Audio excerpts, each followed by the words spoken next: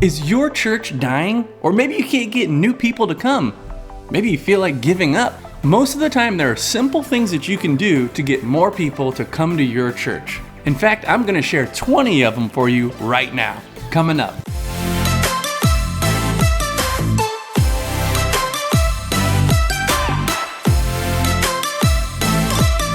Hey guys, I'm Curtis Riley from The Real Rileys, aka Preach, and we give real advice for real life.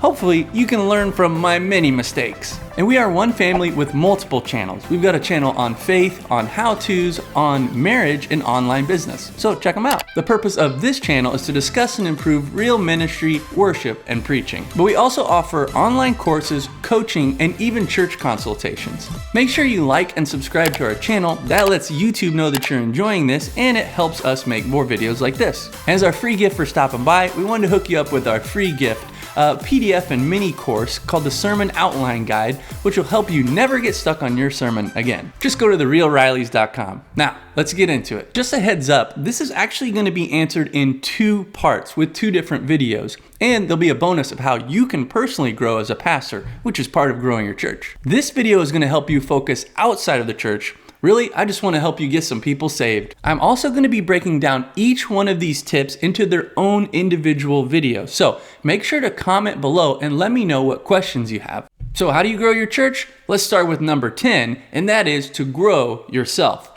Make sure that you as a pastor continue to grow and continue to learn. Otherwise, you'll limit how far your ministry can go. We'll have a full series on that later. Number 9 is your mission and your vision. You need to get crystal clear, and you need to make sure that your people are crystal clear on why your church exists and what exactly you're trying to accomplish. You should spend some time brainstorming and thinking about the biblical reasons for your church to exist. Number 8 is evangelism, making sure that you're personally sharing the gospel of Jesus with people, inviting people to church, having spiritual conversations, and then making sure that you're leading your church to do the same thing. Maybe even setting up outreach evangelism opportunities. Number 7 is to inspire your people. Now, what I mean by this is you need to be doing at least once a year a sermon or a sermon series based on evangelism.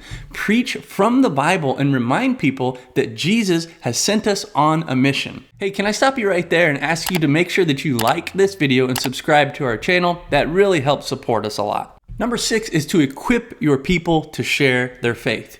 A lot of times we say, hey, go share your faith, go evangelize, go tell people about Jesus, but we don't tell them how to do it. If you haven't given them any tools or any explanation, you're falling short as a leader. Number 5 is a little bit of self-promotion, but it's completely true. Follow this channel, like this channel, subscribe to this channel, subscribe to our emails so that you make sure you don't miss any of the future episodes, because there will be so much good content that'll help you grow your church. Number 4 is social media. Man, so many people today are on social media, pretty much everybody, and it's free.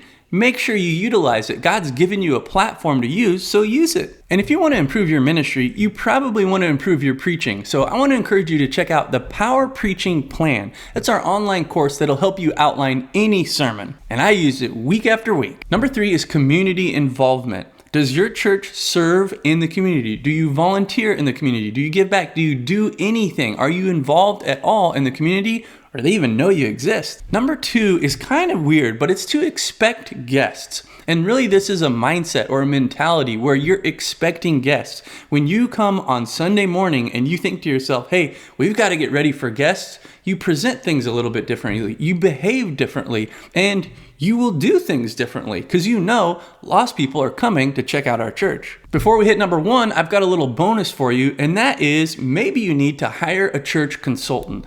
Think about it this way. What does the back of your head look like right now? You probably don't know.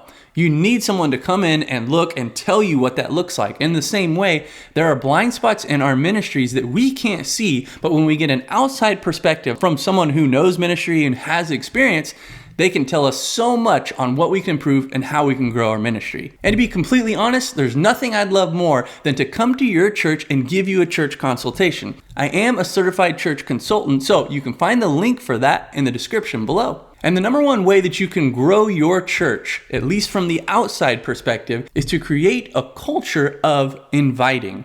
Now, there are a lot of ways you can do this, and again, I'll make a full video on this, but inviting people to Sunday service, inviting people to your small groups, inviting people into gospel conversations about God, this should just be a part of our everyday lives. And we've got to ingrain that in our people. And when you do, you'll see your church start to grow. Hey, I'm excited for you to start to see some more people coming into your church and to see your ministry growing and you reaching more people for Jesus. But now it's time to get real. Let me know in the comments below which one of those tips was the best for you, or which one do you think your church would benefit from the most if you applied it. And make sure to check out one of our online communities where you can be encouraged and you can even be involved in the next live Q&A. Feel free to check out some of our other videos like how to outline a sermon or how to write a sermon in 5 minutes, or check out one of our other channels like how to play the guitar. I hope this video was super helpful for you and for your church, but until next time, keep it real.